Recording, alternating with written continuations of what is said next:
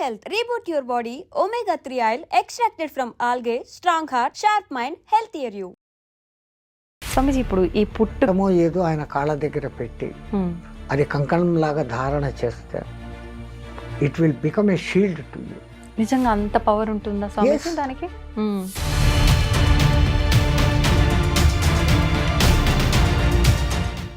నమస్కారం, welcome to I dream. ధర్మ మార్గం విత్ విజిత కార్యక్రమానికి స్వాగతం.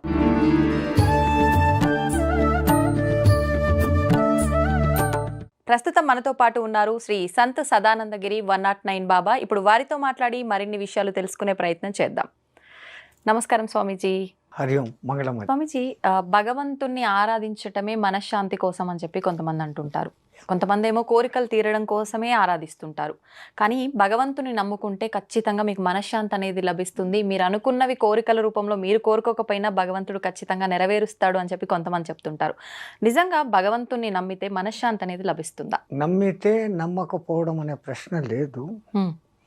మొదలు పెట్టే ముందర ప్రార్థనతో మొదలు పెడతాం. యస్యాద్విరత వక్రాద్యాః పారిషద్యాః పరశతతం విఘ్నం నిఘ్నంతి సతతం విశ్వశ్రేణం తమాశ్రే శరదిందు వికాసమందహాసం స్ఫురదింది వరలోచనాభిరామం అరవింద సమాన సుందరాస్యాం అరవిందాసన సుందరీం ఉపాస్మహే. నారాయణ సమారంభం వ్యాసశంకర మధ్యమాం అస్మదాచార్య పర్యంతరాం వందే గురు పరంపరాం. ఓంకార పంజర సుఖీం ఉపనిషద్ ఉద్యాన వనకేడికలకంఠీం ఆగమన విపిన మయూరీం ఆర్యాం అంతర్విభావయే గౌరీం. మా గురుదేవులైన మహంతి హిమాలయ గిరిజీ మహారాజు వారి పాదపద్మములను మనస్సులో స్మరించుకొని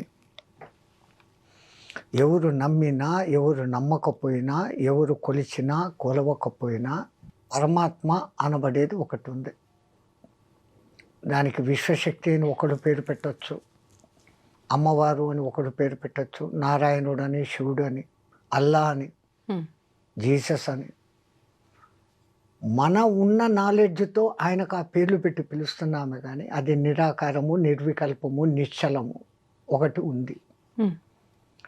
అది సృష్టించినాక నీ కర్మను బట్టి నువ్వు చేసేదాన్ని బట్టి నువ్వే ఫలితాలు పొందుతావు. నీకు నేను ఏమి ఇవ్వాలో నేను అది ఇస్తాను అని ఆయన ఇస్తూనే ఉంటాడు. అడిగితే దొరికేది కొంచెం, అడగకుండా అంటే వాళ్ళు ఏమి ఇవ్వాలనో అది ఇస్తారు. దేవుణ్ణి నాకు లాభం జరగాలి, నాకు శుభం జరగాలి అన్న టార్గెట్తో కాదు, నేను నీవైపోవాలి, నీవు నాలో నెలకొనాలి, ఉన్నావు నాలో అన్న పవిత్ర విశ్వాసత ఉన్నప్పుడు ఆ బహుదానుగ్రహం మన మీద ఇంకొంచెం ఎక్కువ ప్రసరిస్తుంది. మరి మనశ్శాంతి విషయానికి వస్తే స్వామీజీ, మనశ్శాంతి అంటే ఈ మానవుడే తనకు అనవసరమైనటి కోరుకొని తీరకపోతే ఆ మనశ్శాంతికి కష్టానికి లోనైతున్నాడు. అప్పుడు నాకు శాంతి కావాలా అంటున్నాడు. శాంతంగానే ఉన్నాడు వీడు, కోరి అశాంతిని తెచ్చుకొని నాకు అశాంతిగా ఉంది, ఈ అశాంతి పోవాలా అనుకుంటున్నాడు. ప్రకృతిలో మమైకమై సాధారణంగా జీవిస్తూ ఉన్నప్పుడు వానికి ఏమీ లేదు. ఫస్ట్ జనరల్ నెససరీస్ రోటీ, కపడా ఆర్ మకాన్, ఈ మూడు దొరికితే చాలరా భగవంతుడా అనుకుంటాడు. అంతే. కాస్త అవి దొరికినాక కంఫర్ట్స్ కావాలా అంటాడు. ఫ్యాను, డబుల్ బెడ్రూము, దానికోసం ఇంకా కష్టపడతాడు. 10 ఏళ్ళు 20 ఏళ్ళు కూడబెడతాడు, తెచ్చుకుంటాడు. ఇంకా అప్పుడు ఇంకా ఇంకా కోరికలు వస్తాయి. ఆ కోరికలు తీరితే సంతోషిస్తాడు, తీరకపోతే మనశ్శాంతి కరువైంది అంటాడు. అవును, ఇక్కడ వీడు చేసుకుంటున్నది. సరే, కంఫర్ట్స్ అన్నీ సమకూరినాయి, అంతటితో తృప్తి పడ్డు, లగ్జరీస్కు పోతాడు. అవును, పార్టీలు పెట్టడం, ఖర్చులు చేయడం, ఎవడో మనవడి బర్త్డేకు 10 కోట్లు ఖర్చు పెట్టేసి గ్రాండ్గా చేయడం, లగ్జరీస్. దెన్ వాట్, ఇంకేం లేదు ఇంకా. ఎంతెంత వీడు తెచ్చుకుంటున్నాడో, ఏ దొంగలు ఎత్తుకుపోతారో, ఏ ట్యాక్స్ వాడు వస్తాడు, వీడు కోరి మనశ్శాంతిని వీడే పోగొట్టుకుంటున్నాడు తప్ప ఆయనేమి మనశ్శాంతి పోయే పరిస్థితి ఎక్కడా కల్పించలే. ఉన్నంతలో నాకు దొరికింది ఏదో దాంతో నేను తృప్తి పడతాను అనుకున్నాడు ప్రపంచంలో అందరికన్నా సుఖవంతుడైన జీవి. అది ఇడిచిపెట్టి నాకు ఇంకా కావాలా అనుకుంటుంటే దానికి అంతం లేదు. హా. అక్కడే మనిషి అశాంతికి లోనవుతా ఉన్నాడు. మనిషి అశాంతికి పరమాత్ముడికి ఎంత మాత్రమూ సంబంధం లేదు. స్వామీజీ, ఇప్పుడు మీరు చెప్పారు, నిజమే అనిపిస్తోంది, నిజంగా కోరికలు అసలు కోరనేకూడదు భగవంతుణ్ణి, మేమే అతిగా ఆలోచిస్తున్నాం, అసలు ఆలోచించొద్దు, ఇది తప్పు అని అనుకున్నామే అనుకోండి, ఇంతటితో ఇది ఆగిపోతాయా అంటే ఆగిపోదు. ఖచ్చితంగా మళ్ళీ ఏదో ఒక ఆలోచన వస్తూనే ఉంటుంది. ఇవన్నీ అదుపులోకి ఎలా తెచ్చుకోగలుగుతాం? పరమాత్ముడు ఏ జీవికి ఈయనంతటి విచక్షణ జ్ఞానం మనకిచ్చాడు. ఓ కోరిక పుట్టడం మానవుడికి సహజం. కోరిక పుట్టినాక ఈ కోరికకు నేను అర్హున్నా కాదా, ఇది నాకు చేతన అవుతుందా లేదా, నేను దీన్ని సాధించుకోగలనా లేదా, ఈ ఒక్క క్షణం ఆలోచించి ఈ నిర్ణయం తీసుకుంటే ఇంక వాడికి అశాంతి లేదు. అక్కడ ఆలోచించడం లేదు మానవుడు. తనకు శక్తికి మించిన కోరికలు కోరేసుకుంటాడు. అవును. కొంచెం కష్టపడతాడు, ప్రయత్నిస్తే అది కూడా సాధించుకోవచ్చు. కానీ ఆ కష్టం కూడా పడకుండా నాకు అది రావాలా అనే మెంటాలిటీలోకి వచ్చేస్తూ ఉంటారు మానవుడు. అది వాని హద్దుకు మించిన కోరికలు. అవును. హద్దుకు మించింది అని తెలిసి కోరుకోవడం ఎందుకు, తీరలేదని బాధపడడం ఎందుకు? మేము చెప్పే పాయింట్ అది. అన్నీ మన చేతుల్లోనే ఉన్నాయి. ఆయన అంతా ఇక్కడికి ఇచ్చి, ఇంత ప్రకృతిని ఇచ్చి, ఇంత గాలిని ఇచ్చి, అన్నీ ఇచ్చి ఇక్కడికి పంపాడు. నువ్వు సక్రమంగా ఉండి రాపా. మీ తెలుగులో ఒక మంచి వరుడు ఉంది. ఏంటి స్వామి? చనిపోయినాడు అంటారు ఎవరైనా కాలం చేస్తే. ఎక్కడ నుంచో చనియన్, ఎక్కడికో పోయాను. వేదాంతం అంతా ఆ చిన్న మాటలో ఉంది. ఎక్కడ ప్రశ్న మొదలవుతుందంటే, ఎక్కడి నుంచి నేను వస్తున్నాను, మళ్ళీ ఎక్కడికి పోతున్నాను. వేదాంతం అంతా ఇంకా అదే మంది. సనాతన ధర్మంలో వేదాంతం అంతా ఆ పాయింట్ మీదనే ఉంది. ఇంకా మానవ ఋషులు ద్రష్టలు స్వర్గం ఉంది, నరకం ఉంది, ఇక్కడ మనం తప్పులు చేస్తే నరకంలో బాధలు పడతాం, మంచి చేస్తే సుఖంగా ఉంటాము.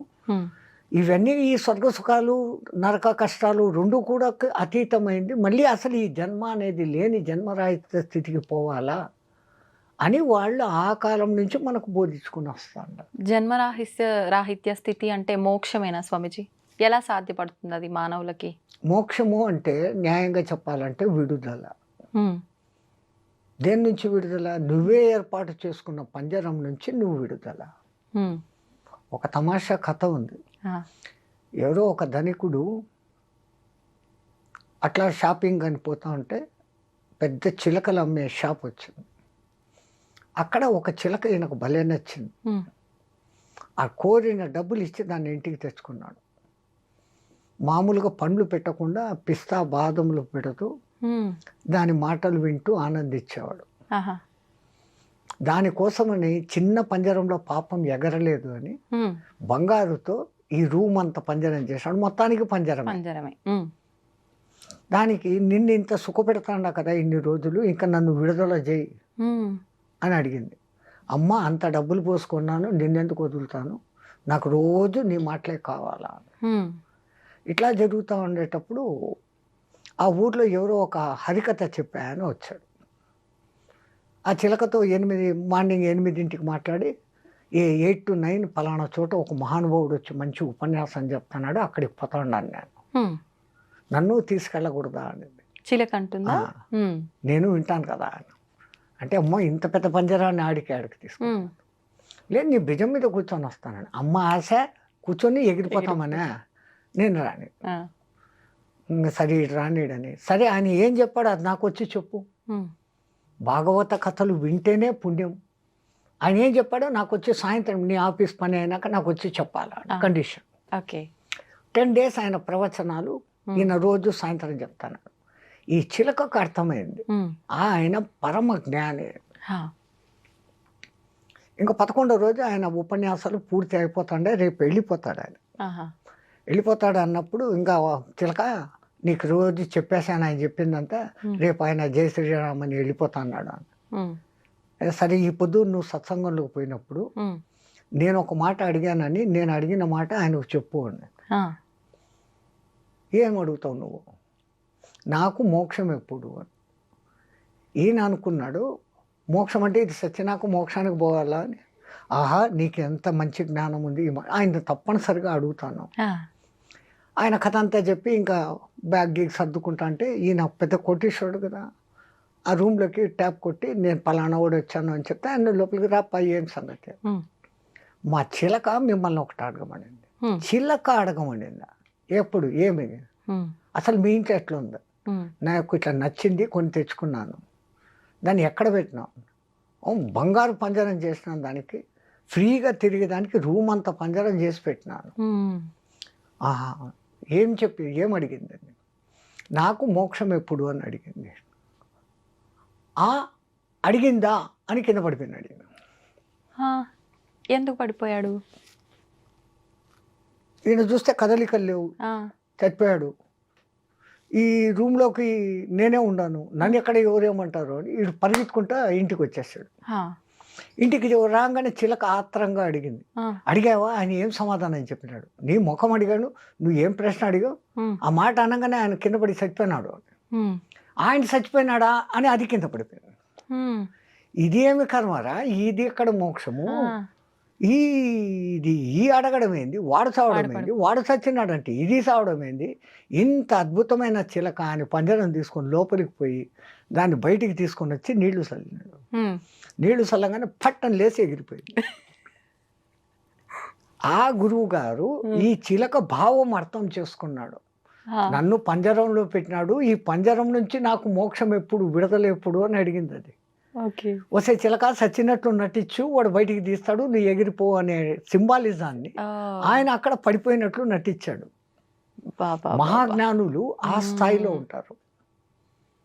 ఆ చిలక చెప్పిన దానికి ఆయనకు వెంటనే అర్థమైపోయింది. దాన్ని ఇంకా ఇడిచిపెట్టు అంటే ఈడు ఇడిచిపెట్టాడు. ఇంకా టెక్నిక్గా చెప్పాలంటే ఇదర్ సే ఘాత్ గుమానా హై, మక్కర్ నికాల్నా హై తో ఉంగ్లీ తేడి కన్నా హై అంటారు. ఆయన దానికి అర్థమయ్యేటట్టు ఇంక ఈయన ఎట్లా పోయి చెప్తాడు ఆయన పడిపోయి చచ్చిపోయాడు అని. అంటే నువ్వు అట్లా చచ్చినట్టు పడితే నువ్వు బయటికి పోతావు అని. అవును, కొంతమందికి విడుదల అంటే అటువంటి విడుదల. కానీ ఋషులు మునులు మన సనాతన ధర్మం నమ్మేది ఎప్పటికైనా కానీ ఈ పునరపి జననం పునరపి చక్రంలో వద్దు. ఆ సంచితపు మూటను మోయలేకపోతాండాం, ఆగామిని నిలబెట్టలేకపోతాండాం, ఈ ప్రారంధాన్ని అనుభవిస్తూనే ఉన్నాము. ఈ ప్రారంధమును సక్రమంగా అనుభవిస్తూ ఆగామిని నిలబెట్టవచ్చు తప్పులు చేయకుండా.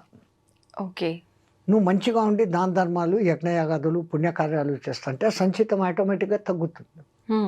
ఈ జన్మకు కాకుంటే మళ్ళీ ఛాన్స్ ఇస్తాడు, ఇంకో జన్మ. ఆ సంచితపు మూట పూర్తిగా తగ్గిపోయింది అంటే ఆగామి లేదు, సంచితం లేదు. జై శ్రీరామ్. పునర్జన్మ ఉంటుందా స్వామీజీ? 100%. మళ్ళీ మానవ జన్మే ఉంటుంది అనొచ్చా? అది మానవుడిగా ఉండొచ్చు, ఇంకోటిగా ఉండొచ్చు. కోట్లలో ఒకళ్ళకి పూర్వజన్మ స్మృతి అనేది వస్తుంది. ఒకవేళ పరమాత్ముడు మనకు పూర్వజన్మలు రాబోయే జన్మలు ఒక్కొక్క 2 జన్మలు చూపించాడంటే చాలు, మనం ఈ వర్తమాన జన్మను బతకలేము. ఎందుకంటే అయ్యో నేను అట్లుంటున్నా ఇట్లుంటున్నా ఆ జన్మల్లో అని దాని గురించి ఆలోచన చేస్తూ రాబోయే జన్మలు ఇట్లుంటాయా అనుకుంటూ ఈ ఉన్న వర్తమానాన్ని పాడు చేసుకుంటాం. అందుకని పరమాత్ముడు ఆ మరుపు అనేది ఇచ్చాడు. ఎక్కడో ఒక చోట ఈ పునర్జన్మలు లేవు, మీదంతా ఏం సంస్కృతి అనే ఆ ఇంగ్లీష్ వాళ్ళకే ఎన్నో రుజువులు దొరికాయి. ఎన్నో చోట్ల ఆ 6-7 అమ్మాయి నేను ఫలానా అని వాళ్ళకి ఎవరికి తెలియని భాష మాట్లాడుతా ఉంటే అసలు ఆ భాష ఏంటో అర్థం కాక అల్లాడిపోయి 6-7 నెలల తర్వాత ఎవరో ఆ భాష తెలుసున్నారు కనపడి ఈమె ఈ భాష మాట్లాడుతుంది అని ఆయన ఆ డీటెయిల్స్ కనుక్కుంటే నా ఊరు ఫలానా, నా దేశం ఫలానా అని ఆయన చెప్తే అది నిజమా కాదా అని పోయి ఎంక్వైరీ చేస్తే అది నిజమని తెలియదు. వాళ్ళందరినీ గుర్తుపెట్టింది, గుర్తుపట్టాడు పిల్లవాడు.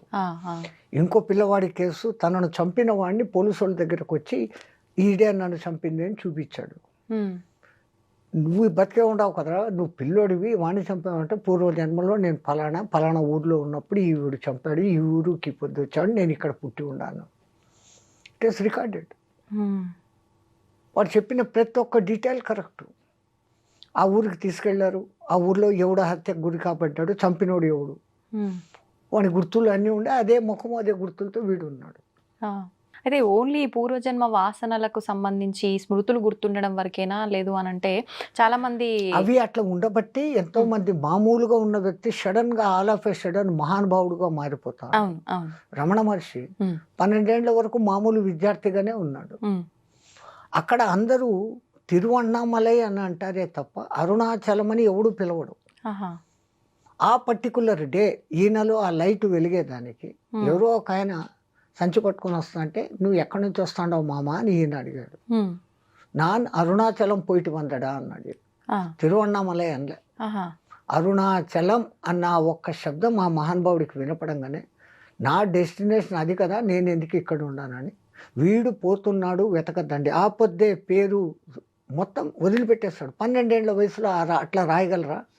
లేదు. సో ఆయనకు ఆ పూర్వజన్మ ఆ స్మృతి 90% సాధన చేసి పరిపక్వమైనాడు. హ్మ్. హ్మ్. ఆ బ్యాలెన్స్ 10% మిగిలింది ఈ జన్మ ఇచ్చాడు. హ్మ్. దాన్ని ఆయన సార్థకం చేసుకొని భగవాన్ రమణ మహర్షి అయిపోయినాడు. స్వామీజీ, ఇప్పుడు మనం అందరం కూడా దైవం విషయంలో ఆయనతో కృతజ్ఞతా భావంతో ఉండాలా? మనకి ఇంతటి జన్మ ఇచ్చి మనం ఇలాంటి పాపం చేసినా పుణ్యం చేసినా ఏం చేసినా దాన్ని తరిగించుకొని, అంటే మనం దాన్ని తగ్గించుకొని మోక్షం పొందడం కోసం ఒక మంచి అవకాశం ఇచ్చాడు అని చెప్పి కృతజ్ఞత తెలుపుకునేటట్టుగా ఉండాలా? లేదు అంటే మనం చేసే తప్పులకు ఆయన విషయంలో భయపడుతూ ఉండాలా ఎంతసేపు? ఎలా ఉండాలి? ఓ తండ్రి దగ్గర బిడ్డలు ఏమన్నా తల్లి దగ్గర బిడ్డలు భయపడతారా? లేదు. సేమ్ హ్మ్. ఆయనది అన్కండిషనల్ తల్లి ప్రేమ ఎట్లనో దానికి మించిన ప్రేమ. హ్మ్. ఆయన అని అంటున్నాం, అది అనాల న్యాయంగా అయితే. హ్మ్. ఇది నా స్త్రీ నా పురుష నా నపుంసక హ్మ్. సమ్ సూపర్ పవర్, దాన్ని మనం పరబ్రహ్మ అన్నాం మన హ్మ్. సనాతన ధర్మం. ఆ! అది ఒకటి ఉంది. ఆయన ఆ ఇచ్చిన విచక్షణతో నువ్వు మంచిగానే ఉండిపోతావు అంటే నీకు ఈ సమస్యలే రావు. హ్మ్. రెండవది, ఆయన దగ్గరికి పోయి మనం కోరికలను అడగడం అనేది వేస్ట్. హ్మ్. ఎందుకంటే నేను ఇంతకు ముందే చెప్పిన, ఓ కబ్ అవును. దేగా తబ్ దేగా కిత్నా దేగా ఉత్నా దేగా కహా దేగా వహా దేగా కైసా దేగా వైసా దేగా. హ్మ్. సిరితా వచ్చును నారికేళంబుల జలంబులు పోలే సిరితా పోయిన పోవును కరిమింగిన వెలగపండు పోలే అని మీకు ఒక పద్యం ఉంది. అవును. టెంకాయని ఒక దినం కోస్తే దాంట్లో నీళ్లుండు, హ్మ్. రెండో దినం కోయండి ఫుల్గా నీళ్లు ఉంటాయి. హ్మ్. ఎవడు ఎక్కడి నుంచి దానికి ఆ నీళ్లు అందిస్తున్నాడో వస్తే ఆయన కరుణ ఉంటే అట్లా వచ్చేస్తుంది. హ్మ్. నీ దరిద్రం ఉంటే ఏనుగు మింగిన వెలగపండు లాగపోతుంది. ఏనుగు ఎలగపండు అట్లే మింగేస్తుంది, హా! 30లో అట్లే వదిలేస్తుంది. హ్మ్. కాయగానే ఉంటుంది, కానీ పగల కొడితే లోపల గుజ్జు ఉండదు. హ్మ్. ఏనుగు మెటబాలిజము ఆ ఎలగపండుకు తొడిమె దగ్గర గ్యాప్ ఉంటుంది, అవును. అవును. ఆ తన పట్టులో జరిగే ఒక ఒత్తిడితో ఆ వేడికి హ్మ్. ఆ లోపల గుజ్జు ఆ తొడిమెను పుష్ చేసేసుకొని బయటకు వచ్చేస్తుందా? కాయగా ఓహ్! అది అట్లా. ఓకే. హుహుహు. స్వామీజీ, ఇప్పుడు అసలు కోరికలు లేని స్థితే ఉండాలి అని చెప్పన్నాము. మనం చేసుకున్న సంచిత కర్మలు ఇవన్నీ కూడా తొలగించుకునే అవకాశం మన చేతిలో ఉంది అనుకున్నాము. కానీ ప్రస్తుత రోజుల్లో ప్రతి ఒక్కరు మనం ఇలాంటివి ఎన్ని మాట్లాడుకున్నా కూడా ఈ కర్మ లేదు, ఏమీ లేదు, ఇవన్నీ ఏది లేదు అని చెప్పి డబ్బు వెనకాలే పరిగెడుతున్నారు. ఎంతసేపు మనం ఎంత సంపాదించాము, ఎంత కూడబెట్టుకున్నాము అనేదే తప్ప ఇది ఏ మార్గంలో సంపాదిస్తున్నాము అనే ఆలోచన చాలా మందిలో లేదు. నిజంగా ఇలా దుర్మార్గంగా సంపాదించే వాళ్ళు దైవానికి భయపడుతూ ఉండాలి అంటారా? మనం వాళ్ళను భయపడుతూ ఉండు అని చెప్పాల్సిన పని కూడా లేదు. హ్మ్. మొన్న ఒకసారి కర్తాల్లో స్వామినారాయణ అధ్యక్షుల వారు వచ్చారు అక్కడికి. స్వామినారాయణ సంస్థ చాలా పెద్దది. ఆ అధ్యక్షుల వారు ఏదో పని మీద పోతూ హైదరాబాద్లో వీళ్ళ పిలుపుని ఆహ్వానించి వచ్చారు. హ్మ్. ఆయన వచ్చి రాగానే ఆయన హిందీలో చెప్తూ ఉంటే వేరే వాళ్ళు ట్రాన్స్లేట్ తెలుగులోకి చేశారు. హ్మ్. మీలో ఎవరైనా పోయేటప్పుడు ₹1 తీసుకొని పోతారా, వాళ్ళు చేతులు ఎత్తండి అన్నాడు. హ్మ్. 30-40 వేల మంది కూర్చొని ఉన్నారు, ఒక్కడు చేయి పైకెత్తాలి. హ్మ్. సో ఎవరిబడి నోస్ పోయేటప్పుడు మనము ఏమి తీసుకెళ్ళం. వచ్చేటది మీ తెలుగులో ఉంది, అవును. వచ్చేటప్పుడు పుట్టినప్పుడు బట్ట కట్టలేదు, పోయేటప్పుడు వెంట రాదు అని ఎవడో సినిమా పాట పాడతాడు. అవును. తో ఆ మహాత్మ లేఖరు కూర్చున్నాయా, మనం చేతిలో తీసుకుని ఏమీ రాలేదు, హ్మ్. ఇట్లా చేతులు పట్టుకొని వచ్చినాం, హ్మ్. మూసిన చేతులతో వచ్చాం, చేతులు తెచ్చని మొదలు పెట్టాం, Hmm. పోయేటప్పుడు ఉత్త చేతులతోనే పోతాడు. హ్మ్. అలెగ్జాండర్ 3 వంతుల భూమినంతా ఆక్రమించుకున్న మహానుభావుడు ఆఖరికి భారతదేశం వచ్చినాక ఈ సంస్కృతి తెలిసింది ఆయనకు. ఎట్లా తెలిసింది? ఎవరో ఇద్దరు కొట్లాడుకుంటున్నారు ఈయన టెంట్ బయట కొంచెం దూరంలో. తన సైన్య అధ్యక్షుడిని పిలిచి దేనికి రావులు కొట్లాడుకుంటున్నారు కనుక్కొని రా అన్న. వీళ్ళు పోయి ఒకనికి భూమి అమ్మాడంట. ఈ భూమి కొనుక్కున్నాడు దున్నుతూ ఉంటే లంక మీద దొరికినాయంట. ఆహా, డబ్బు కోసం కొట్లాడుకుంటున్నారు. ఎవరో అందరూ భారతదేశం అంటే ఏమో ఏమో గొప్పదని మా గురువుగారు అరిస్టాటిల్ చెప్పారు. ఇంతేనా ఇక్కడ వాళ్ళు అన్న. అయ్యా నేను చెప్పేది పూర్తిగా విను. వాళ్ళు ఎందుకు కొట్టుకుంటున్నారో తెలుసునా అన్న. ఇది నాది కాదు నీది, నీది కాదు నాది అని కొట్టుకుంటున్నారు. నువ్వు నాకు భూమి మాత్రమే అమ్మావు, భూమిలో నిధి నాకు దొరికింది, ఇది నాకు సంబంధం లేదు. ఒకప్పుడు నువ్వు యజమానివి, నీ తాత ముత్తాలు ఎవరో నీకోసం అని పెట్టినారు అక్కడ, అది నీకు చెందాలా, నువ్వు తీసుకోవాలి. లేదు నీకు అమ్మేశాను కదా, భూమిని అమ్మినానంటే భూమి పైది భూమి లోపలిది అంతా నీకే, నేనెందుకు తీసుకుంటాను, తీసుకోను అని కొట్లాడుతూ అన్నారు. ఆ ధర్మ సూక్ష్మం ఎరిగిన వాళ్ళు ఇద్దరు అయ్యేవాళ్ళు అంటే ఇంత ధర్మం ఆచరించే ఈ భారతదేశాన్ని ఇంకా నేను ఆక్రమించలేను అని వెనక్కుపోతూ జ్ఞానం వచ్చేసింది. చచ్చిపోయేటప్పుడు వీలరామ రాస్తాడు, నేను చనిపోయినాక నా కఫిన్ నుంచి నా చేతులు రెండు బయట పెట్టి ఊరేగిస్తూ తీసుకెళ్ళి నన్ను దఫన్ చేయండి అన్నాడు. జనాలందరూ ఇది శాస్త్ర విరుద్ధము, శవం చేతులు బయటికి పెట్టడం ఏంటి, కణాలు పెట్టి, అసలు మా గురువు గారికి బుద్ధి ఉందా, ఆయనే ఎట్లా ఒప్పుకున్నాడు అని కొంతమంది జ్ఞానులు ఆయన దగ్గరికి పోయారు. పోయి అడిగారు, స్వామి మీరు ఇంత తెలిసిన వాళ్ళు శవాన్ని పెట్టెలో పెట్టి మేకులు కొట్టేస్తాం, ఆ పెట్టెని దింపేస్తాం మన సంప్రదాయము, ఈ కణాలు రెండు పెట్టి ఆ రెండు చేతులు బయటికి పెట్టినారు ఎందుకు అని. ఒరే మనకంతా వాడు ఒక సందేశం ఇస్తాన్నాడు రా, 300 భూభాగాన్ని జయించి కోట్ల రత్నరాశుల సంపదను సంపాదించాను, పోయేటప్పుడు ఉత్త చేతులతో పోతాండాను అని మనకు నేర్పిస్తున్నాడు రా. అది చూసి మనం నేర్చుకోవాలి. వాడు అంత క్రూరుడైనప్పటికీ ఆఖరిన వానికి జ్ఞానం కలిగింది, ఈ భూమి అట్లాంటిది అని మన భరత భూమిని వాళ్ళు మెచ్చుకున్నారు. అటువంటి దేశంలో మనం పుట్టి మనం కూడా ఇప్పుడు అదే పని చేస్తున్నాం. డబ్బు డబ్బు డబ్బు, గబ్బు గబ్బు గబ్బు. ఒకప్పుడు గుండె డబ్బు డబ్బు డబ్బు డబ్బు అని కొట్టుకునేది, ఇప్పుడు డబ్బు డబ్బు అని కొట్టుకుంటాను. అవును స్వామీజీ, ఇప్పుడు ఈ పుట్టుక మరణం రెండు కూడా భగవంతుడి సృష్టి. ఆయన సృష్టించిన ఈ సృష్టినే మనిషి పుట్టినా సరే చనిపోయినా సరే కొన్ని రోజుల పాటు అది మైలా అని చెప్పి మనం ఏ కార్యక్రమాలు పడితే ఆ కార్యక్రమాలు చేయకూడదని చెప్పి ఇలాంటి కొన్ని కండిషన్స్ ఉన్నాయి. ఇవన్నీ ఎందుకంటారు? అసలు మనిషి చనిపోయిన వెంటనే తల దగ్గర దీపం పెట్టమంటారు. ఎందుకు అక్కడి నుంచి మొదలవుతున్నాయి కార్యక్రమాలు. వాడు చచ్చిన తర్వాత వాడి పేరు పెట్టి పిలవరు. బాడీని తీసుకుపోతాం తొందరగా, ఎత్తేయండి సాయంత్రం అవుతుంది. అవును, ఆ కాలంలో చనిపోయినాడు అంటే రాత్రి సూర్యాస్తమయ్యేంత లోపల దహనమో ఖననమో వాళ్ళ సాంప్రదాయం ఏదో అది చేసేసేవాడు. ఇప్పుడు మీకు ఈ ఐసు టెక్నాలజీలు వచ్చినాక బాక్సులో పెట్టి ఆ చచ్చినోడికి కూడా మనశ్శాంతి లేకుండా, చచ్చినోడికి కూడా మనశ్శాంతి లేదు, ఆ ఐసులో పెట్టి ఉబ్బిపోయేంత వరకు 5-6 రోజులు పెట్టి ఎవడో రావాలా ఎవడో చూడాలా అని చేస్తాడు. ఇన్నాళ్ళు ఈ చిలకల ఈ పంజరంలో ఉండింది, దానికి ఆ మర్యాద ఇయ్యాలా అనేది మర్చిపోతా అన్నారు. పంచప్రాణాలు పంచ ఉప ప్రాణాలలో ధనుంజయ వాయువు మటుకు ఇంకా లోపల ఆశగా ఉంటుందంట. నా మిత్రులు 9 మంది బయటికి వెళ్ళిపోయారు, ప్రాణ అపాన వ్యాన ఉదాన సమానాలు నాగ కూర్మ కృకుర దేవదత్తలు, ధనుంజయ మటుకు ఇక్కడనే ఉంటాడట. అది ఎప్పుడు వెళ్ళిపోతుంది? ఆ మిత్రుడు వస్తాడని. ఈ దహనం చేసినప్పుడు ఆ కర్ర నీలుకుంటున్నప్పుడు కాపరి తల మీద ఒకటి వస్తాడు, పట్టుమంటుంది, అప్పుడు ధనుంజయ బాబు వెళ్ళిపోతుందంట. అప్పుడు శివుడు జయశ్రీరామ్. అట్లా ఇప్పుడు పితృదేవ కార్యాలు నెలకు ఒకసారి పిండాలు పెట్టాలా, కనీసం వాడిని తలుచుకోండి. పితృకార్యాలు చేయడం అంటే మీ తండ్రి తాత ముత్తాత 3 తరాలను నువ్వు తలుచుకుంటున్నావు అంటే వాళ్ళు ఎట్లా బతికారు, ఏం చేశారు, ఎట్లున్నారు, ఇవన్నీ మీరు నెమరేసుకోవడం. మీరు చేస్తుంటే మీ కొడుకు అది చూసి నేర్చుకొని మీ తర్వాత మీకు చేయను మొదలు పెడతారు. అంటే at least remember your previous generations, నీ పరంపరను నువ్వు మర్చిపోకు అని గుర్తు చేసేదానికి ఆచారాలు. తో ఒక ఇంట్లో శవం ఉంటే పాతకాలంలో ఆ ఇంట్లో పొయ్యి వెలిగేది కాదు, ఊర్లోనూ వెలిగేది కాదు. ఊర్లో కూడా ఆ పాతకాలంలో వానికి కండోలెన్స్ చెప్పేవాడు. ఇప్పుడు అపార్ట్మెంట్ సంస్కృతి, ఈ ఇంట్లో ఒకడు చచ్చిపోతే పక్కింట్లో వాడు పెళ్లికి మ్యూజిక్లు పెట్టుకుని లైట్లు పెట్టుకుని చేసుకుంటాడు. నీ ఫేట్ అది, నా ఫేట్ ఇది, what I have to do అన్న పరిస్థితి ఇక్కడ. అప్పుడు ఆ పల్లెల్లో ఆ ప్రేమ ఆప్యాయతలు అంత అందంగా ఉంటాయి.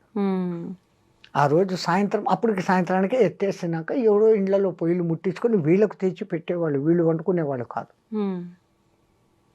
ఆ 9 రోజులు ఆయన జ్ఞాపకాలతో ఆయన వస్తువులను మళ్ళీ ఇంకోటి వాడకుండా వాళ్ళ ఇంట్లో వాళ్ళు ఎవరికైనా దానం ఇచ్చి ఆయన పేరు మీద దాంతోపాటు ఇంత డబ్బు దక్షిణ ఇచ్చి ఇంకోటికి మంచి చేసినట్టు, ఇదంతా ఈ పుణ్యం వానికి చెందుగాక, ఈ పుణ్యం వానికి చెందుగాక అన్నట్లు చేస్తారు. బతుకున్నప్పుడు వాడు పాపిస్తాడో మంచోడో చెడ్డోడో, కానీ చనిపోయిన తర్వాత వాడు ఉత్తమ లోకాలు పోవాలనే ప్రతి ఒక్కడి కోరిక. వాళ్ళ సంతానానికి ఇంకా ఆ కోరిక ఎక్కువ. వాళ్ళు ఏం చేస్తారు, ఈ కార్యక్రమాలు ఇట్లన్నీ చేస్తారు. దానికి కొన్ని నియమాలు అని పెట్టారు. ఇప్పుడు ఆ ఇంట్లో అట్లా జరిగింది, మహిళ వాళ్ళను రావద్దు అని అంటే, ఇప్పుడు ఆడ పోయి మీ ఇంట్లో మంచి శుభకార్యం వాళ్ళని పోయి పిలిస్తే ఎట్లుంటుంది? వాళ్ళ మనిషి చనిపోయిన బాధలో ఉన్నారు. అందుకని వాళ్ళు మహిళలో ఉన్నారు, వాళ్ళని అంటద్దండి, వాళ్ళతో మాట్లాడకండి. కనీసం ఆ 9 రోజులు అట్లా ఉండనిస్తే వాళ్ళకు వాళ్ళ జ్ఞాపకాల నుంచి కొంచెం బయటపడతారు, మళ్ళీ మన లోకంలోకి వస్తారు. ఓకే. ఇప్పుడు ఇంకొకటి స్వామీజీ, బొట్టు విషయానికి వస్తే ఈ మైలలో ఉండి పితృ కార్యక్రమాలు ఏదైతే 10-11 రోజుల్లో ఉంటాయో ఇవన్నీ అయిపోయేదాకా ఆ ఇంట్లో వాళ్ళు కానీ, వారికి సంబంధించిన వాళ్ళు కానీ, ఆ ఇంటి పేరుతో ఉన్న వాళ్ళు, అలాంటి వాళ్ళు కూడా బొట్టు అనేది అసలు పెట్టుకోరు. ఎందుకని అలా? అది తప్పు. అది ఎవడో మధ్యంతలో వచ్చిన శాస్త్రాలు.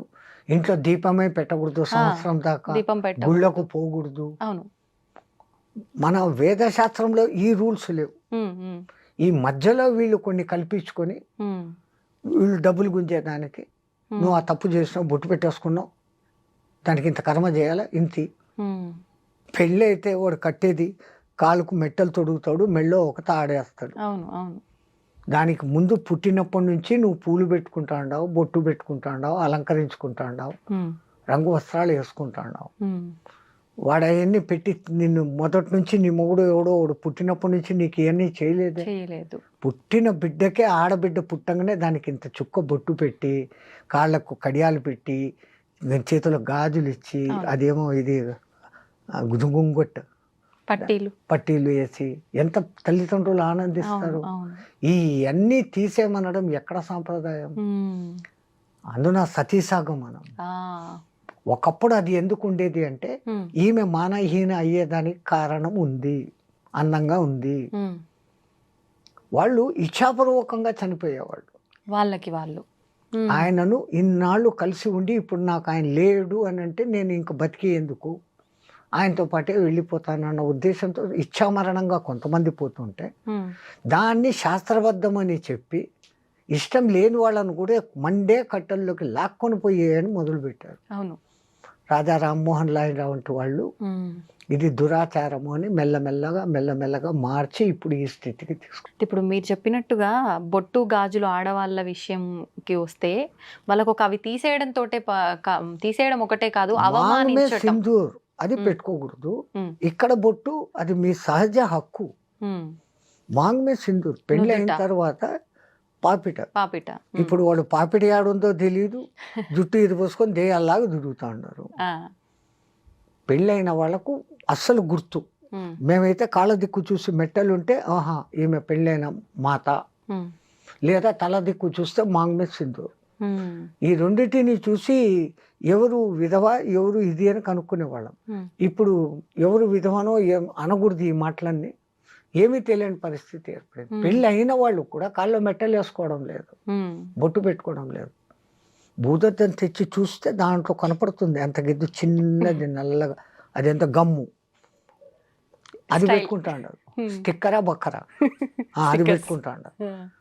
ఎప్పుడైతే పసుపును నిమ్మరసంలో నానేసి తీసి తర్వాత కొంచెం పటిక వేసి కలిపి చేసే వచ్చే అసలైన కుంకుమ ఉమ్, అది ఇక్కడ త్రిపుటి దగ్గర పెట్టుకుంటే ఆజ్ఞా చక్రం ఉత్తేజితమవుతుంది. ఆడ మగ తేడా లేకుండా ఇక్కడ అంత బొట్టు పెట్టుకోవాలి.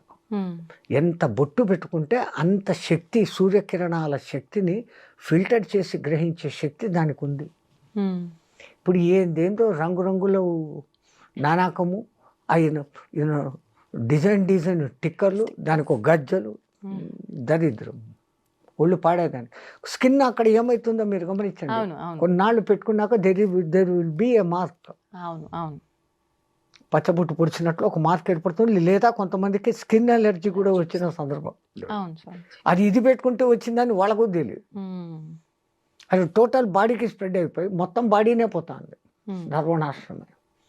మన పూర్వీకులు ఏది పెట్టినా కానీ దాని వెనకలే. ఇప్పుడు ఆ మంచి బొట్టు అటువంటి కుంకుమతో పెట్టుకుంటే అది స్కిన్కు ఎఫెక్ట్ చేయదు, మంచి చేస్తుంది తప్ప చెడు చేయదు. ఉమ్, కడిగేస్తే పోతుంది. ఆ, ఇప్పుడు వస్తున్నట్టు ఈ రంగురంగులు ఏంటి వస్తున్నాయి, ఉమ్, కడిగితే ఫోన్ కూడా పోయి సావదు. ఉమ్. చాలా మంది ఈ మధ్య కాలంలో దుష్ట ప్రయోగాలు అని చెప్పి, చేతబళ్ళు అని చెప్పి, ఇలాంటివి చేస్తుంటాము అని చెప్పి, కొంతమంది మీకు ఇది చేశారు, అది చేశారు, మీ మీద ప్రయోగం చేశారు అని చెప్పి డబ్బు రాబట్టడం కోసం ఇవన్నీ చేస్తున్నారు అని చెప్పవచ్చా? కొంతమంది నిజంగానే మేము ఇబ్బంది పడుతున్నాము, మాకు నిజంగానే ఎవరో చేశారు, మేము బాగుంటున్నామని ఓర్చుకోలేక ఇలాంటివి చెప్తుంటారు. నిజంగా ఈ చేతబళ్ళు ప్రయోగాలు ఇలాంటివి ఉంటాయా? డబ్బు కోసం ఆడే ఆటలు అనుకోవచ్చా స్వామి? జబ్ భగవాన్ హై తో భూత్ భీ హై. దేవుడు ఉన్నాడంటే దెయ్యము ఉంది. ఉమ్, ఒకప్పుడు ఉమ్, ఎప్పుడైతే ఈ కరెంట్ వచ్చిందో అప్పుడు ఈ శక్తులన్నీ ఎగిరిపోయినాయి. ఉమ్, అది లైట్లో ఉండలేవు. ఆహా, అంత స్థాయి మంత్రం తెలిసినోడు ఇప్పుడు ఎవడు లేడు. ఉమ్, చేస్తున్నారు వామాచార పూజలు అని, అవును, వాళ్ళు ఏదో బలులు ఇస్తారు, ఏమో చేస్తారు. ఉమ్, బట్ చేతబడి చేసేంత శక్తిమంతులైన వాడు ఇప్పుడు ఎవడు లేడు.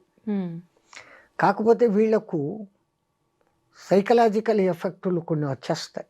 ఆ, ఒకడికి ఒక సమస్య వచ్చింది, దాన్ని వాడు భరించలేకపోతాడు, తీర్చలేడు, ఉమ్, తీర్చేయాలనే తపన ఒక సైడు. ఉమ్, దాని మధ్య వాడు గడబిడైపోయి ఇది పోగొట్టుకుంటాడు, సెన్స్ పోగొట్టుకుంటాడు. వాడిని పట్టుకొని నీకు దెయ్యం పట్టింది, నేను ఎవడో ఏమో చేశాడు, ఉమ్, నేను దాన్ని తగ్గిస్తానని వీళ్ళు క్యాష్ చేసుకుంటాం. అవును, వాడికి తగ్గడం కాదు కదా, ఇంకా పెరుగుతుంది అప్పు, ఉమ్, అంతకుమించి అంతే ఏం జరగదు. అంతే.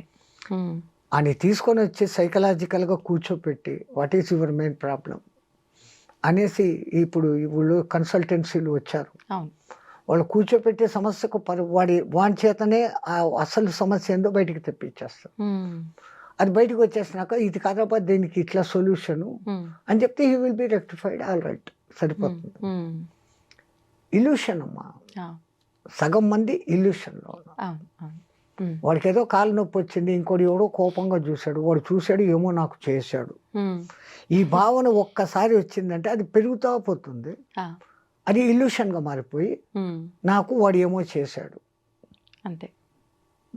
చేతబడి రాతబడి ఏందోబడి ఉమ్, ఒకప్పుడు ఉన్నాయి ఎప్పుడు. ఉమ్, అప్పుడు ఈ విద్యుత్ వెలుగులు లేవు, అవి వచ్చినాక అవి ఉండేదానికి అవకాశం లేదు. ఉమ్. కొంతమంది ఈ మధ్యకాలంలో ఇప్పుడు వచ్చిన ప్రళయాలు ఇవన్నీ వచ్చిన తర్వాత 2025లో ఈ చేతబడులు ఇలాంటివి, చిల్లంగి, బాణమతి ఇలాంటి యొక్క ప్రయోగాలు ఎక్కువగా అయ్యే అవకాశం కనిపిస్తోంది రాబోయే ఉగాది తర్వాత వచ్చే సంవత్సరంలో అని చెప్పి అనడం జరిగింది. నిజంగా అలాంటివి వచ్చే అవకాశం ఉందంటారా స్వామీజీ? మీ తెలంగాణ ఏరియాలో అయితే ఈ విద్య లేని చోట, వెనకబడిన చోట ఉమ్, ఉమ్, ఈ ఆదివాసీలు వాళ్ళు ఆ పాత పిచ్చి నమ్మకాలలోనే ఉన్నారు. ఉమ్, ఆ పలానా కాయలు వాడు వెళ్ళే దారిలో వేస్తే ఇదైపోతుంది, ఆ, వాడి కాళ్ళ కింద మట్టి తెస్తే ఏమో అవుతుంది, అదే. సంథింగ్ అనేసి చేసే మంత్రగాళ్ళు ఉన్నారు. ఉమ్, ఉమ్, అవి 100 to 100% వర్కౌట్ కావు. ఉమ్, వాడి మైండ్ డిస్టర్బ్ చేస్తారు అంతవరకే, ఆ, ఒక లెవెల్కు. బట్ అవతల వాడు కొంచెం స్ట్రాంగ్గా ఉండి what is this, how it is happening for me అని ఒక్కసారి క్వశ్చన్ చేసుకుంటే వాడంతా వాడే దాంట్లో నుంచి బయటకు వచ్చేస్తాడు. ఉమ్, యాక్చువల్ థింగ్ అంత పవర్ఫుల్ మంత్రాలు ఆ సాధనలు చేయగలిగిన వాళ్ళు లేరు. ఉమ్, దానికంతా ఇప్పుడు వరుణ జపాలు చేయాలంటే నీళ్ల కుండంలో కూర్చొని చేస్తారు, ఇంతవరకు లోతు నీళ్ళల్లో. ఆహా. అది వరుణ జపానికే అంత కఠినమైనవి ఉంటాయి. ఈ దుష్టదానికి ఇంకా ఇంకా కఠినమైన పద్ధతులు ఉంటాయి. ఉమ్. నెత్తి మీద అగ్నికుండ పెట్టుకోవడము, ఇంకా ఏదో పంచమకారాలు, మద్య మాంస మత్స్య మైథున క్రియలు, ఉహు. అవన్నీ కూడా చెయ్యాల్సిన విధానం. అది శాస్త్రమే. ఉమ్. తంత్ర శాస్త్రము, మంత్రశాస్త్రం. ఆ. మంత్రము మంచి మంత్రాలు ఉన్నాయి, ఉమ్. దుష్ట మంత్రాలు ఉన్నాయి. ఉమ్. కానీ ఆ దుష్ట మంత్రాల సాధన మంచి మంత్రాల సాధన కన్నా కొంచెం కఠినమైన పద్ధతులు, నియమాలు ఉంటాయి. ఉహుహు. ఆ నియమాలన్నీ పాటించి ఈ కాలంలో చేయగలిగినోడు ఎవడు లేడు. ఓకే. ఒకవేళ నిజంగా అలా ఎవరైనా చేస్తున్నారు అని అన్నా కూడా, అంటే నా మీద ప్రయోగిస్తున్నారు అంటే నాకు పని చేయకుండా ఉండాలి అని అంటే, నేను దైవారాధనలో ఉంటే అవన్నీ పని చేయకుండా ఎక్సలెంట్. ఉంటాయా? అది ఉమ్. ఆ గుడికి మీరు ఏ దేవుణ్ణి నమ్మారో ఆ గుడికి వెళ్ళి మీ నామగోత్రాలతో అర్చన చేపించుకొని ఉమ్. ఒక దారమో ఏదో ఆయన కాళ్ళ దగ్గర పెట్టి ఉమ్. అది కంకణంలాగా ధారణ చేస్తే it will become a shield to you. నిజంగా అంత పవర్ ఉంటుందా స్వామి Yes. దానికి? ఉమ్. అక్కడ 90% మీకు విశ్వాసం పనిచేస్తాను. ఉమ్. నేను వెళ్ళి అక్కడ పూజ చేసుకొని వెంకటరమణుని కాళ్ళ దగ్గర పెట్టింది, శివలింగం మీద పెట్టింది, సంథింగ్ ఉమ్. ఉమ్. అమ్మవారి కాళ్ళ దగ్గర పెట్టింది ఎవరో అవునవును. అక్కడి నుంచి పెట్టి పూజారి ఇచ్చాడు, ఇది నేను వేసుకున్నా, అది నన్ను ఏం చేయదు. ఉమ్. ఆటోమేటిక్గా మీలో కాన్ఫిడెన్స్ పెరిగిపోయింది కదా. ఉమ్. అంతా మన ఏవా కారణం బంధమోక్షయో అని మన పెద్దోళ్ళు ముందే చెప్పారు తల్లి. Um. Everything depends on your way of thinking. ఆ. నీ ఆలోచన సరళిని బట్టి. నాకేమో అయింది అంటే నువ్వు డౌన్ అయిపోతా వస్తావు. ఉమ్. ఎవడో నాకేదో చేశాడు అని అనుకున్న ఒక్క ఫీలింగ్. ఆ. నన్ను ఎవడు ఇప్పుడు ఏం చేయలేదు, నా చేతిలో అమ్మవారి కంకణం ఉంది, లేదు శివుడు ఇది ఉంది, సుబ్రహ్మణ్య స్వామి అభిషేకపు నీళ్లు తాగా, వాట్ ఎవర్ అవును. ఎన్నో ఉన్నాయి కదా. అవును. అవును. ఉమ్. లేదు పళని ప్రసాదం తిన్నా, ఉమ్. అద్భుతమైన పళని ప్రసాదం రేకు డబ్బాలో ఇస్తాడు వాడు, ఎన్నాళ్ళైనా అది చెడదు. ఆ. మరి ప్రసాదం శక్తి అంటే మీరు చేసి డబ్బాలో పెట్టండి, చిలుం పట్టిపోతుంది. అవును. అది ఎప్పుడు తెచ్చి పెడతాము. అవును. ఒకప్పుడు తిరుపతి లడ్డు నెలలకు నెలలు ఎంత మాత్రము పోకుండా డబ్బా మూత తీయంగానే నెయ్యి ఘమఘమలు కొట్టేది. సువాసన. ఉమ్. వాళ్ళు చేయడం అంత పవిత్రంగా చేస్తుండేవాళ్ళు. ఉమ్. తమాషా ఏంటంటే ఆ కాలంలో ఆ. అంతమందికి లడ్లు చెయ్యి మీద. పిసికేదానికి కాక ఆ. కాళ్ళు కడుక్కొని రూమ్లో వేసేస్తారు, ఉమ్. తొక్కుతారు. వాడేమో జీరాలు తీసి రూమ్లో వేస్తా అంటాడు, ఉమ్. వీళ్ళు తొక్కి అది కొంచెం మెత్తబడినాక అప్పుడు తీసి దాన్ని లడ్డు చేసేవాడు. ఆ. కళ్ళతో చూస్తే ఒక రహస్యము, లేకుంటే తిరుపతి ప్రసాదం. అసలు ఒకప్పుడు ఇలాంటివి చూస్తే అసలు తినలేంగా. లేదు, వాళ్ళు ఎంత పవిత్రంగా వాళ్ళు భోంచేయకుండా వచ్చి కాళ్ళను 1కి 6 సార్లు కడుక్కో, 7 సార్లు కడగాల అంటారు. ఉమ్. పుక్కిలింత 7 సార్లు చేసినప్పుడు మన నోట్లో ఉన్న మొత్తం కల్మషాలు ఎట్లా పోతాయో ఉమ్. 7 సార్లు అట్లా వాళ్ళ కాళ్ళు కడుక్కుంటారు. ఉమ్. అదొక మీరేమో ఇప్పుడు ప్యూర్ స్టోనో అది ప్యూరా స్టోనో అంటారే, అప్పుడు ఇక రాయితో వేసి రుద్దుకొని ఉమ్. 7 సార్లు కడుక్కొని అప్పుడు దిగుతారు. ఆ. చాలా ఏళ్ళ కింది మాట ఇది. ఆ. ఇప్పుడు మీకు ఎన్ని వింటే ఇట్లా కూడానా అని అనుకుంటారు. అంతే కదా. మళ్ళీ గేలి చేసేవాళ్ళైతే కనుక తొక్కిన ప్రసాదం తింటాడారు మీరు అనేసి వేరే మతస్థులు వేరే అంతే వాళ్ళు కదా. మనల్ని క్రిటిసైజ్ చేస్తారు. ఉమ్. కానీ మరణాన్ని కొంచెం పోస్ట్ పోన్ చేసుకోగలిగిన టెక్నిక్స్ ఈ సాధకుల దగ్గర ఉంటుంది. ఉమ్. దాంతో ఇంకొంచెం కాలం ఎక్కువ బతకచ్చు. ఓకే. రెండవది వాని కృప కూడా ఉమ్. అన్నిటికన్నా మెయిన్ అది. ఉమ్. నేను నా సాధనతో నేను ఇంత ఉన్నాను అని ఏ పొద్దు గర్వించినాడో వాడు ఆ రోజు పోతాడు. ఉమ్. నీ అనుగ్రహం నా మీద ఉండబట్టి, ఆ గురు కృప ఉండబట్టి, దేవుడు కూడా కాదు, మా గురువు ముఖ్యం. ఆహా. మా గురు కటాక్షం ఉండబట్టి, ఆ గురు దయ నా మీద ఉండబట్టి ఉమ్. ఈ రోజుకు నేను ఇంత చేసుకోగలుగుతా ఉన్నాను, ఇంతమందితో మాట్లాడగలుగుతా ఉన్నాను, ఉమ్. నా వంతు ధర్మ ప్రచారం నేను చేయగలుగుతా ఉన్నాను అంటే ఎంత నా గురు కృప అన్న భావనతో ఉన్నప్పుడు, ఉమ్. నాకు ఇంత అయిపోయింది అని ఏ రోజు అనుకుంటానో ఆ రోజు నేను డల్ అయిపోతాను. నాకు ఇంతే అనుకున్నప్పుడు ఎంతైనా ఉండొచ్చు. స్వామిజీ, ఇప్పుడు ప్రతి ఒక్కరూ ఆలోచించేది ఏంటంటే నది స్నానం వలన పవిత్రమైన జలం కాబట్టి పుణ్యం వస్తుంది అని చెప్పి మనకున్న పాపాలు తొలగిపోతాయి అని చెప్పి. అయితే మనం సైంటిఫికల్ గా ప్రూవ్డ్ అమ్మా. ఒక నది కొన్ని పర్వతాల నుంచి ప్రవహించి వస్తుంది, ఎంతో దూరం నుంచి వస్తుంది. గంగా నది కొన్ని వేల కిలోమీటర్లు, యమునా నది 1000 కిలోమీటర్లు, గోదావరి 1000 కిలోమీటర్లు. అవి ఏ రాళ్లను ఖనిజాలను రాసుకుంటూ వస్తుంది. ఏ ఏ చెట్లు ఆ నది పక్కన ఉంటాయి దాని వేర్ల సారాన్ని తీసుకొని వస్తుంది.